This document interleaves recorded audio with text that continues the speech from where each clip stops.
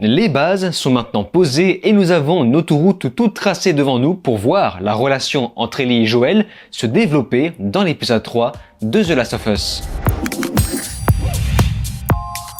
Salut à tous, c'est Vin sur Plottime et on se retrouve aujourd'hui sur la série The Last of Us. Comme à chaque fois, j'invite les nouveaux arrivants à se rediriger sur ma playlist consacrée à cette dernière. Vous y trouverez mon test sur The Last of Us 2 qui sert de contexte à la série, ou encore bien sûr mon avis plus global, sans spoilers, sur le premier épisode. Alors cette fois-ci, il n'y aura pas de parenthèse coup de gueule, même si je pense en profiter pour vous remercier par rapport à vos messages de soutien en très grand nombre dans les commentaires de ma vidéo précédente. Vraiment, je m'attendais pas à un tel retour, ça m'a fait chaud au cœur. Bref, on reparlera de tout ça dans la partie commentaires qui va également compléter mon analyse de l'épisode 3. Évidemment, j'ai à nouveau perdu des abonnés, mais j'en ai également gagné beaucoup d'autres. Donc c'est pourquoi, avant d'aller plus loin, j'invite tous ceux qui n'ont pas encore fait, je sais qu'il y en a plein, à vous abonner à ma chaîne YouTube, cliquez sur la cloche, bref, vous connaissez la chanson. Cette fois-ci, on ne tarde pas plus, entrons en profondeur dans l'épisode 3, réalisé cette fois-ci par Peter Howard. Long Time, un épisode de pas moins de 80 minutes,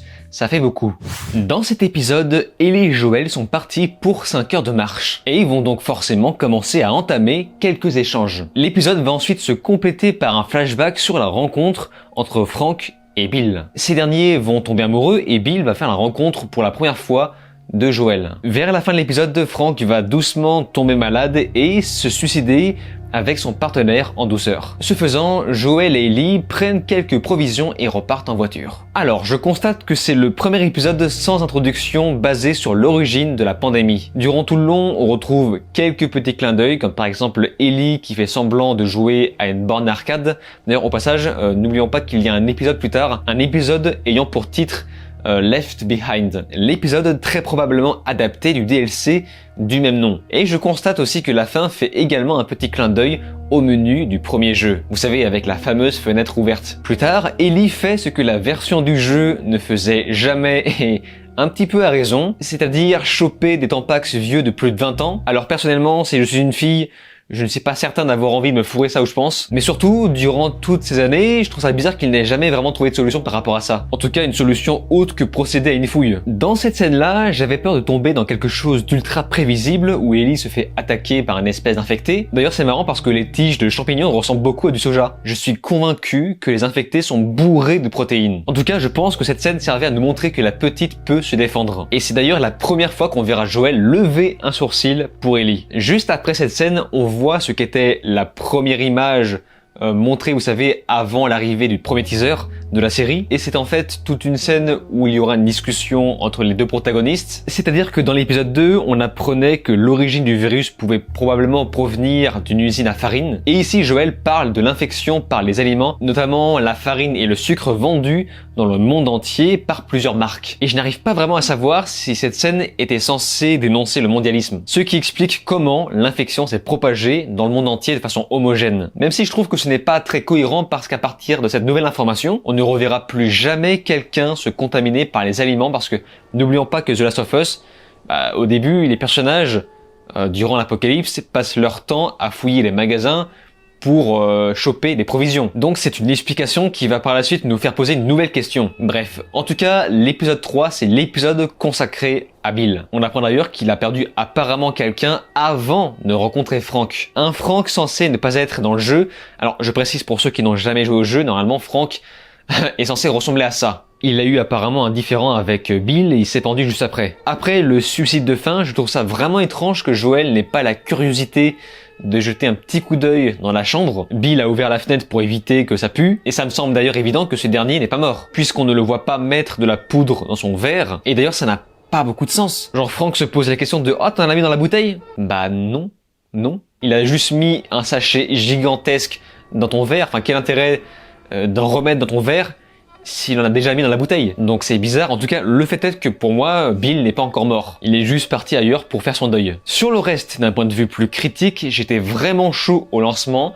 tout partait très bien, mais je n'ai pas été convaincu par quelques éléments. Pour le coup, les décors ne sont pas trop dégueulasses car ils en sont à un stade de l'aventure où ils peuvent se permettre de filmer dans une forêt, pas besoin de construire quoi que ce soit. Bon évidemment je plaisante car il y aura en effet des décors de construits en l'intérieur, en sous-sol. Et au niveau où on en est, je trouve la série toujours parfaitement rythmée. Même si là on a eu un épisode très calme, il n'y a eu absolument aucun temps mort.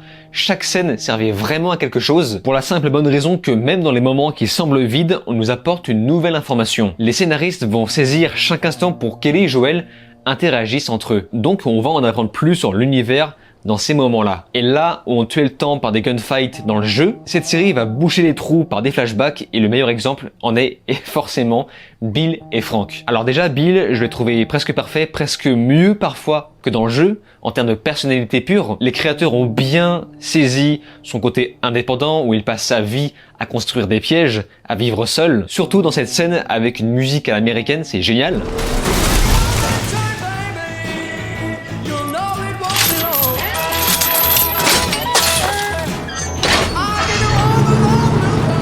Il est très bien interprété par Nick Offerman. Bon, par contre, je bug juste un petit peu sur le niveau de propreté de ses cheveux. D'ailleurs, et c'est là qu'on entre dans la phase qui m'a le plus dérangé, tout le monde est beau et propre dans cet épisode. Alors que ça se passe quand même en pleine apocalypse. Même Joel et Tess sont clean, mais Tess a des cheveux mais incroyables. Et ce qui ne m'a pas aidé, c'est cet aspect de sitcom du dimanche soir. Le fait que l'image soit très colorée n'arrange pas la chose. Ça me sort complètement du contexte horrifique que je suis censé regarder. Alors, j'ai vu partout que c'est le meilleur épisode et celui qui prend le plus de liberté.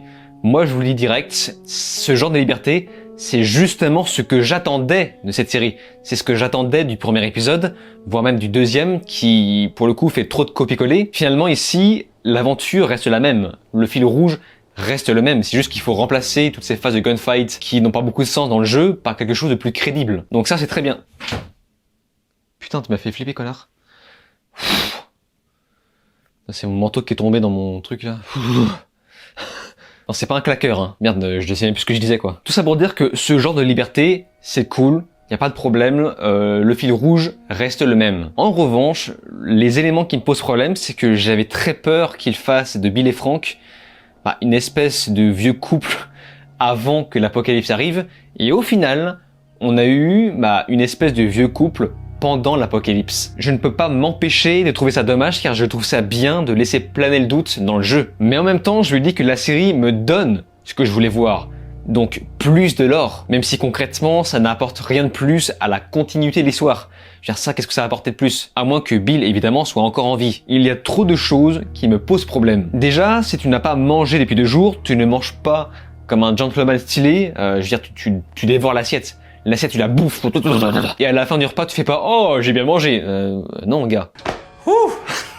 Et à partir de là, je trouve qu'ils en font un tout petit peu trop sur la relation entre Bill et Frank. Déjà, il faut absolument que ce dernier fasse le con pour faire avancer les choses, mais surtout, wesh, mais c'est beaucoup trop rapide. Ils s'embrassent dès le premier repas. Et là, vous allez me dire « Ouais, mais il y a qu'1h30, tu veux faire quoi avec ça ?» Mais toutes les romances, toutes les meilleures romances du monde ne dure qu'1h30. Tu fais des choses bien plus développées selon moi. Normalement, il y aurait dû avoir un montage où on voit Bill et Frank doucement commencer à faire connaissance et là, tomber amoureux. Leur relation va à une vitesse de dingue. En fait, ce qu'il aurait fallu, c'est on voit qu'il y a une ellipse de 3 ans. Donc en fait, juste, cette ellipse aurait pu nous aider à nous faire comprendre qu'entre-temps, une relation s'est développée. Donc déjà, il y a ça, c'est beaucoup trop rapide selon moi. Et l'autre chose, c'est que pour moi, à la base, je me trompe peut-être, mais quand je jouais au jeu, j'avais l'impression que Bill était surtout un gay refoulé. Un mec qui ne s'assumait pas. Il avait l'air d'être amoureux de Frank, mais réagissait comme si ça l'emmerdait. D'ailleurs, il ne parlait même pas de lui comme son amant, mais plutôt comme son partenaire. Je trouve que rien qu'en ça, il y avait beaucoup plus de profondeur, ça avait l'air beaucoup plus passionnel. Une vraie relation, fuis-moi je te suis-moi je te fuis. Ici, il y a juste une baise avant qu'ils échangent quoi que ce soit. Vous savez, c'est vraiment une scène de sexe amoureux. Là, c'est pas genre une baise en mode vas-y, c'est l'apocalypse. Désolé. Tout ça pour dire que je ne m'attendais pas à voir un couple triste et classique qui fait du jogging et qui mange des fraises, puisqu'on aurait pu avoir une vraie romance gay originale. L'exemple que j'ai en tête, c'est Fear the Walking Dead. Alors, je trouve cette série vraiment pas ouf. Mais, il y a une romance que j'aime bien, c'est celle entre John et June, qui était vraiment le schéma que je me faisais dans ma tête entre Bill et Frank. Là pour le coup c'est la même histoire mais en plus réussi. C'est-à-dire que John va mettre énormément de temps avant de pouvoir enfin gagner la confiance de June et c'est normal. Ici Bill et Frank se font confiance trop rapidement alors qu'il s'agissait peut-être d'un piège. Un piège tendu par un camp adverse et le pire c'est ce qui se passe plus tard dans l'épisode. Et l'autre exemple que j'ai encore en tête c'est bien, bon c'est classique hein, mais le secret de Brokeback Mountain. Regardez un peu la relation entre ces deux mecs, là pour le coup c'est piquant et passionnel. Et la première scène de sexe est tellement plus réaliste, ça fait vraiment coup d'un soir. Mais bon, peut-être que j'en demande trop. De plus, je m'attendais à ce que Bill et Joel se rencontrent dans un contexte plus mouvementé, plus dynamique, et non pas dans un espèce de repas de famille avec de beaux couverts. Le seul truc que j'ai trouvé vraiment intéressant, et là je pense que vous l'avez dans le mille, c'est bien sûr Frank qui devient malade, grisonnant, vieillissant. C'est le seul moment qui m'a fait un petit pincement. Parce que oui, j'ai quand même un petit cœur en chocolat. Mais ça aussi, je trouve que ça me sort tellement de la série. Ils vivent une romance à la douce. Et c'est vraiment l'inverse de ce que je voulais voir dans The Last of Us. Après voilà, le fait que Frank soit malade, c'est le seul petit truc qui nous rappelle qu'on est dans un univers post-apocalyptique puisqu'il ne peut pas se faire soigner.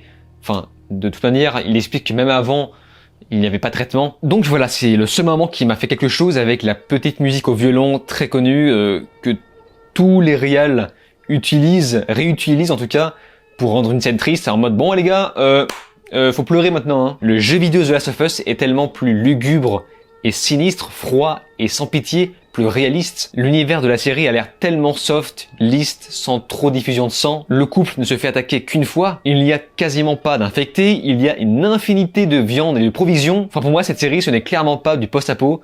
Du moins c'est du post-apo soft. La série The Rain qui était pourtant réputée pour être très, soft et teenager, était beaucoup plus réaliste. Et l'autre truc qui me pose encore problème, c'est qu'on nous prive de la scène. Je dis bien la scène qui m'a fait aimer The Last of Us.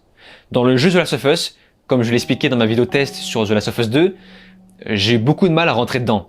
Mais ce qui m'a fait aimer le jeu, c'est vraiment la rencontre avec Bill, dans cette espèce de grange, on est attaché à l'envers, là qu'on tire partout. C'est dingue, c'est complètement dingue. Enfin, la mise en scène était d'un dynamisme, mais vraiment c'est... Et moi je voulais voir cette scène dans la série. Évidemment, le fait d'avoir autre chose, c'est pas grave. Mais cela n'empêche que le jeu vidéo est beaucoup mieux. Ici, tout est servi sur un plateau, il n'y a pas les fameuses tensions par rapport à la voiture, il faut trouver la voiture, il faut trouver l'essence. C'était tellement stylé, il y avait un véritable enjeu. Ici, c'est juste dramatique. C'est bien hein, de faire un truc dramatique. Mais par contre, je trouve ça moins bien. Enfin bref, écoutez, on va faire un truc. On va passer à la partie de vos commentaires de ma vidéo précédente pour compléter cette vidéo et ensuite on va gentiment conclure. Partie commentaires. Alors j'ai fait ma beuglante la semaine dernière, donc j'ai mis les choses au clair et je suis content maintenant que le sujet est clos. Il est donc évident que dans cette vidéo je ne mentionnerai pas les commentaires sur ce même sujet, y compris les commentaires plus polémiques. Mais je dois au moins vous remercier pour vos messages de soutien, ça m'a fait vraiment plaisir. Je m'attendais clairement pas à ça, pas autant de messages d'encouragement. Vraiment, ça m'a fait hyper bizarre. J'ignorais complètement à quel point vous étiez nombreux à me regarder. Donc, merci à vous. Ça me fait presque un peu flipper parce que j'ai peur d'avoir une responsabilité sur les bras. Tout comme la balle perdue que j'ai lâchée sur Julien Chiez et Carole Quinten la semaine dernière. Et en fait, il y a quelqu'un qui a isolé cet extrait pour le mettre sur Twitter. En m'encourageant à nouveau, c'est très gentil bien sûr, et ça a beaucoup été retweeté, tourné, et ça m'a fait vraiment très bizarre, je suis pas habitué à ça, donc j'en profite pour rééquilibrer la balance par rapport à ça, mais en réalité, je n'ai rien contre Julien Chiez et Carole Quinten, en tout cas humainement parlant, c'est juste que je ne consomme personnellement pas ce qu'ils font, je ne suis pas du tout client de ce type de vidéo, mais ce n'est pas grave, ils font ce qu'ils veulent. Et puis surtout, j'ai dit ça un peu sur l'effet de la colère. En tout cas voilà, je ne pensais clairement pas à mal, je voulais juste faire comprendre à quel point je ne suis pas comme eux, et que je ne veux pas être comme eux. Mais ça ne veut pas non plus dire que je vaux mieux. J'ai juste décrit ce qu'ils sont et font. Eh le puant, prenez pas trop d'avance. Pourquoi fais-tu cela? Quoi? L'appeler le puant et le rabrouer à chaque instant. Parce que c'est ce qu'il aime, monsieur Frodon. Bref, on se recentre à nouveau sur The Last of Us en mentionnant un commentaire, celui de Edwin TV, qui nous explique que le flashback de l'intro de l'épisode 2 n'avait pas spécialement pour but de nous en dire plus sur l'infection, mais plutôt nous donner un point de départ. Nous expliquer à partir de quand les autorités ont décidé à bombarder les villes. Ce commentaire va également ajouter que le concept des sports sera peut-être ajouté dans la saison 2. Il a cru lire ça quelque part, donc moi je l'espère en tout cas. Monsieur Ariadoc de son côté nous explique que si la scientifique panique au point d'inviter les soldats à tout bombarder, sans même essayer de rechercher un remède, c'est parce que l'infection de cordyceps n'est pas un virus, mais bien un champignon. En effet, si dans la vraie vie, l'infection se propageait aussi rapidement que dans cette série, il y aurait bien matière à paniquer de la même façon. Et pour ma part, je suis d'accord jusqu'au moment où le concept même des lucioles est de créer un remède ou un vaccin, ne serait-ce que pour éviter que ça se reproduise à nouveau. Théoriquement, si ce phénomène arrivait, l'armée embarquerait les infectés et cas contacts en quarantaine. Et c'est une chose que j'aurais trouvé très intéressante à voir en série, car ça aurait été tout aussi dramatique. Et nous finissons gentiment sur Clark Gable qui espère que la série ne tombera pas trop dans le what the fuck par rapport à ces espèces de lianes. Vous savez, les lianes de connexion qu'on a vues précédemment. Personnellement, je pense que c'est là surtout pour justifier de façon plus précise pourquoi les infectés se réunissent au même endroit quand ils repèrent un humain. Cela dit, en jouant au jeu, j'ai toujours cru que c'était juste à cause du son. Le fait qu'un infecté crie, forcément ça attire d'autres infectés. Et on sait très bien que le son est une chose à laquelle les infectés sont extrêmement sensibles puisque la forme plus poussée, ce sont les claqueurs qui eux ne voient plus mais par contre entendent, leurs oreilles c'est leurs yeux. Donc en vérité ce système de liane ne me semblait pas forcément nécessaire pour justifier ça.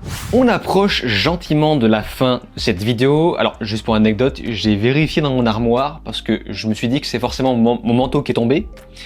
Mais avant d'ouvrir mon armoire, je me suis dit, et si il y a quelqu'un là-dedans? Des fois ça m'arrive d'avoir des espèces de coups de parano, et s'il y a quelqu'un là-dedans et qui me saute dessus? Évidemment, il y a rien eu, tout va bien. La série, comme je l'imaginais, cartonne sur HBO et donc forcément, une saison 2 a été commandée. Alors rien à voir, mais une petite pensée à l'actrice Annie Wersching, l'interprète de Tess dans le jeu, qui est malheureusement décédée très récemment à l'âge de 45 ans, ce qui est très jeune. En tout cas, concernant cette série, l'épisode en lui-même était bien. Il n'y a pas de problème, mais j'aimerais bien voir quelque chose de moins lisse, moins tout public. Et j'imagine que, comme prévu, avec l'effet de groupe dithyrambique, les gens vont trouver que cet épisode est une masterclass absolue. Donc je m'attends forcément à m'en prendre plein la gueule. C'est bon, j'ai le cuir solide maintenant. Moi, je n'ai peur de rien. J'ai le cuir solide. Bref, peut-être que je vous en demanderais trop si je vous disais de, rester humble dans les commentaires. Donnez-moi vos avis, vos analyses, peut-être que je ferai part du vôtre dans ma vidéo suivante. Et c'est sur ces mots qu'on se laisse, n'oubliez pas de vous abonner à ma chaîne YouTube, cliquez sur la cloche, souscrire si vous pouvez, et de me rejoindre sur les réseaux sociaux. Je vous dis alors ciao et à la prochaine.